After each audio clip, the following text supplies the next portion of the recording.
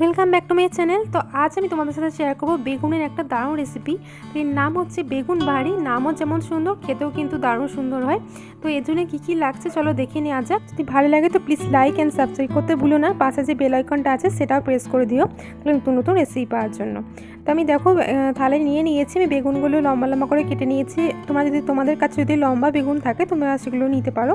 তো আমার একটা গোল গোল মতো বেগুন যেগুলো হয় সেইগুলো আমি নিয়েছি, সেই জন্য আমি লম্বা লম্বা বেশি হয়নি। আর লাগছে ধনে গুঁড়ো, নুন লাগবে পরিমাণ মতো, লঙ্কার গুঁড়ো নিয়েছি, হলুদ তো লাগবেই। আর এখানে আমি দই নিয়েছি, দইটা খুব ভালোভাবে ফেটাতে হবে। আদা রসুন বাটা, পেঁয়াজটা আমি বেটে নিয়েছি, আমি 3-4টে ছোটো সাইজের পেঁয়াজ বেটে নিয়েছি, আর ছোটো সাইজের টমেটোকে বেটে নিয়েছি। আর এখানে আমি নিয়েছি সর্ষে আর পোস্ত বেটে নিয়েছি। তো প্রথমে আমি বেগুনগুলোকে খুব ভালোভাবে নুন আর হলুদ দিয়ে খুব ভালোভাবে মাখিয়ে নেব। অল্প পরিমাণ নুন দিচ্ছি আর অল্প পরিমাণ হলুদ দিয়ে খুব ভালোভাবে মাখিয়ে নিতে হবে।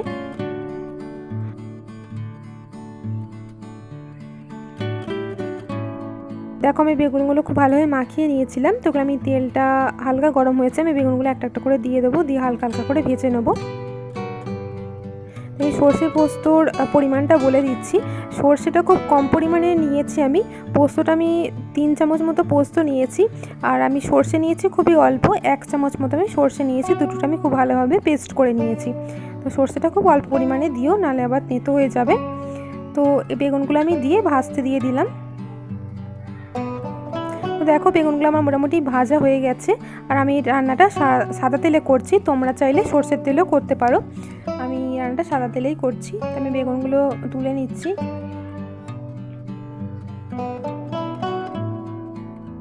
তো সব বেগুনগুলো আস্তে আস্তে তুলে নেব। দেখো বেগুনগুলো ভাজা আমার হয়ে গেছে। তো আমি ওই তেলেই আমি পেঁয়াজ বাটা দিয়ে দিলাম। আমি এখানে 3 থেকে 4টে পেঁয়াজ আমি বেটে নিয়েছিলাম, পেঁয়াজটা আমি দিয়ে দিলাম। তোমরা নিজেদের পরিমাণ মতো দিও। আমি এখানে একটা বেগুনই করছি, একটা বেগুনেই এতগুলো পিস করেছি সরু সরু করে। তো তোমরা যেমন বেগুন দেবে সেই অনুযায়ী এইগুলো বাড়িয়ে দেবে। পেঁয়াজগুলো বাড়িয়ে দিও। পেঁয়াজ বাটা আমি এখানে যেহেতু একটা বেগুনে করছি তাই অল্প পেঁয়াজই দিয়েছি। 2 থেকে 3টে মতো পেঁয়াজ আমি দিয়েছি, ছোটো সাইজের পেঁয়াজ। আমি এটা খুব ভালোভাবে ভেজে নেবো, অল্প নুন দিয়ে ভেজে নিচ্ছি। এখন পেঁয়াজটা খুব ভালোভাবে ভাজা হয়ে গেছে। তো আমি এখানে আদা রসুন বাটা দিয়ে দিলাম, 1 থেকে 1.5 চামচ মতো আমি আদা রসুন বাটা দিয়ে দিচ্ছি। তো আদা রসুন বাটা দিয়ে খুব ভালোভাবে ভেজে নিতে হবে, নাহলে পেঁয়াজের আর আদা রসুন বাটার একটা খুব বাজে গন্ধ থাকে। তো সেটা যাতে না ছাড়ে সেই জন্য খুব ভালোভাবে ভেজে নিতে হবে। তো ভাজা হয়ে গেছে। তো আমি এখন হলুদ আর আমি লঙ্কার গুঁড়ো দিয়ে দিলাম। তো এটা হচ্ছে কাশ্মীরি রেড চিলি পাউডার, এটা জাস্ট কালারের জন্য, তোমরা না চাইলে নাও দিতে পারো। তো দিয়ে হালকাভাবে ভেজে নেবো। তেলেতে দিলে কালারটা খুব ভালো আসে। তোমার এই তেলেতে হলুদ আর লঙ্কার গুঁড়োটা দাও, খুব ভালো কালার পাওয়া যায়। তো আমি এখানে ধনে গুঁড়ো দিয়ে দিলাম, অল্প একটু জলও দিয়ে দিলাম কারণ নিচে লেগে যাচ্ছিলো। তো অল্প একটু জল দিয়ে খুব ভালোভাবে কষিয়ে নেবো। আর এরপরে আমি একটু জিরে গুঁড়ো দিয়ে দিয়েছি, আমি দুটোই দিয়েছি, ওখানে একটা দেখিয়েছিলাম, তোমরা অন্যান্য মশলাগুলো দিয়ে দিতে পারো। তো ধনে জিরে আমি দু রকমই দিয়ে দিয়েছি। হালকা জল দিয়ে খুব ভালোভাবে আমি কষিয়ে নিচ্ছি। দেখো কষানো হয়ে গেছে। তো আমি এখানে টমেটো পেস্টটা দিয়ে দিলাম, আমি খুব ছোটো সাইজের টমেটোই দিয়েছি, যেহেতু আমি দইও দেবো তাই খুব বড় দিইনি। আর পরিমাণটা যেহেতু কম সেই জন্য আমি কম পরিমাণে দিয়েছি। টমেটোটা দিয়ে নুন দিয়ে খুব ভালোভাবে কষাতে হবে, নাহলে টমেটো একটা বাজে গন্ধ ছাড়ে। তো দেখো অনেকটা কষানো হয়ে গেছে, আমার টমেটোটা অনেকটা কমে গেছে, একদম প্রথমে অনেকটা বেশি ছিল। তো এখন আমি এই পোস্ত আর সর্ষে বাটাটা দিচ্ছি। তো আমি বলেই দিয়েছি তোমাদের যে আমি পোস্ত বেশি পরিমাণ দিয়েছি আর সর্ষে খুবই কম দিয়েছি। তো তোমরা সেইভাবেই দিও। পোস্তটা বেশি দিয়েছি, 2-3 চামচ পোস্ত আর অল্প সর্ষে দিয়েছি 1 চামচ। তো আমি বাটিটা ধুয়েও হালকা একটা জল দিয়ে দিলাম। ওটা দেওয়ার পরেও খুব ভালোভাবে কষিয়ে নিতে হবে। পোস্তটার একটা কাঁচা গন্ধ থাকে, সেটা যাতে না ছাড়ে সেই জন্য খুব ভালোভাবে ভেজে নেবো। মোটামুটি 3 থেকে 4 মিনিট আমি খুব ভালোভাবে পোস্ত আর সর্ষেটা ভেজে নিচ্ছি। খুব ভালোভাবে ভেজে নিতে হবে পোস্তটা। তো এবার আমি দইটা দেবো। দইটা দেওয়ার আগে আমি গ্যাসটা সবসময় অফ করে দিই। তো আমার মশলাটা অনেকটা ঠান্ডা হয়ে গেছে আর দইটা খুব ভালোভাবে ফেটিয়ে নিয়েছিলাম। খুব ভালোভাবে ফেটাতে হবে, নাহলে দইটা ফেটে যায়, বাজে লাগে দেখতে। তো খুব ভালোভাবে ফেটিয়ে নিয়ে আমি দইটা অ্যাড করে দিলাম।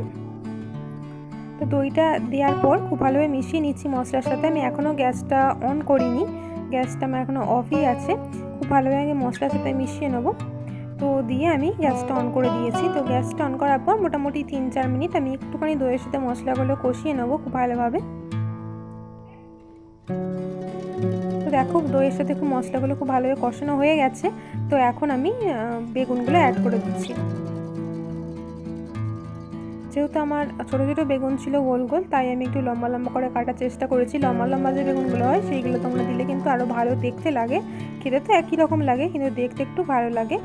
তো আমি সেগুলো দিয়ে হালকা একটু মশলাটা আমি দিয়ে দিচ্ছি, বেশি ঘাঁটবো না, তাহলে বেগুনগুলো ঘেঁটে যাবে। তো আমি এখন জল অ্যাড করে দিলাম। তো এটা অনেকটা কারি টাইপেরই হয়, বেশি জল দেওয়ার দরকার নেই। তো আমি অল্প পরিমাণে জল দিয়েছি মশলার সাথে একটু মিশিয়ে মিশিয়ে। খুব সাবধানে করতে হবে যাতে বেগুনগুলো না ভেঙে যায়। তো দেখো খুব ভালোভাবে জল দিয়ে দিয়েছি। তো আমি এখানে আমি তিনটে লঙ্কা অ্যাড করে দিচ্ছি, কাঁচা লঙ্কা। আমি প্রথমেও লঙ্কা পেস্ট করিনি, তো এটা একটু মিষ্টি মিষ্টি টাইপেরই হয়। আমি অল্প একটু চিনিও অ্যাড করেছি, আর এখানে আমি লঙ্কাগুলো দিয়ে দিলাম। লঙ্কাগুলো, কাঁচা লঙ্কার একটা খুব সুন্দর সেন্ট ছাড়ে। তো আমি এটা মনে বাদ পড়ে গেছে কি আমি জানি না, তো আমি অল্প একটু চিনিও দিয়েছি, 1 চামচের অল্প একটুখানি কম আমি একটু চিনিও অ্যাড করেছি। তো চিনিটা অ্যাড করলেও খেতে ভালো লাগে। বেশি মিষ্টি তোমরা যদি চাও একটু বেশি মিষ্টি দিয়ে দিতে পারো, আমি এখানে অল্প চিনি অ্যাড করেছি। তো খুব ভালোভাবে আমি কষিয়ে নিচ্ছি। দেখো 2-3 মিনিট আমার কষানো হয়ে গেছে, আমি ঢাকা দিয়ে দিয়েছিলাম, আর তেলও উঠে এসেছে। তো আমার প্রায় রেডি হয়ে গেছে। তো আমি ঢাকা দিয়ে বেশি কষাইনি, ঢাকা দিয়ে 2-3 মিনিট না, ঢাকা দিয়ে মোটামুটি 5 থেকে 10 মিনিট আমি একটু কষিয়ে নিয়েছি। জলটা অনেকটা মরেও গেছে, আর বেগুনগুলো খুব ভালোভাবে সেদ্ধ হয়ে গেছে। তো আমি এবার বন্ধ করে দেবো গ্যাসটা। আমি হালকা হালকা করে একটু সরিয়ে দিচ্ছি, মশলাটা অনেকটা গাঢ় হয়ে গেছে। তো আমি এবার এটা গ্যাসটা অফ করে দেবো। প্রায় আমার রেডি হয়ে গেছে। তো দেখতেই পাচ্ছ কত সুন্দর দেখতেও হয়েছে, আর নাম যেমন সুন্দর তেমন দেখতেও কিন্তু খুব সুন্দর হয়েছে। তো এইভাবে ট্রাই করলে কিন্তু তোমাদের দেখতেও এরকম সুন্দর হবে, আর খেতেও খুব ভালো হবে। তো দেখতেই পাচ্ছ আমার বেগুন বাড়ি পুরো রেডি হয়ে গেছে। গরম গরম ভাতের সাথে কিন্তু দারুণ লাগে খেতে। তোমরা কিন্তু একবার ট্রাই করে দেখতে পারো। যদি ভালো লাগে তো প্লিজ লাইক অ্যান্ড সাবস্ক্রাইব করতে ভুলো না, আর কমেন্টে আমাকে জানিও যে কেমন হয়েছে। আজকের মতো এইটুকুই, টাটা।